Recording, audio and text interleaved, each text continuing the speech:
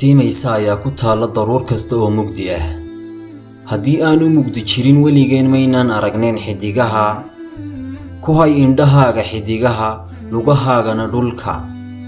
rajadu waa awoodda lagu arko inuu jiro iftiin aanu saamayn dhammaan godcurku. haddii aad rabto inaad u iftiintid sida cadceedda, lahaw kulaylkeeda oo kale. ma jiro habeen iska caabin kara qorrax soo baxa ama dhibaato iska caabin karta rajada. waa inta lagu jiro waqtiga madow marka ay tahay inaynu diiradda saarno sidii aanu arki lahayn iftiinka. haddii aad aragto waddo aan caqabada lahayn, waxay u badan tahay inaanay meelna kugu hogaaminayn. wax kasta in aanay suuragal ahayn ayay ula muuqdaan dadka aan weligood waxba isku dayin. yoolkaaga meel sare ku laal, hana istaagin ilaa aad halkaas gaadho. bogsashadu waxay ka bilaabmataa meeshuu dhaawacu kaa gaadhay.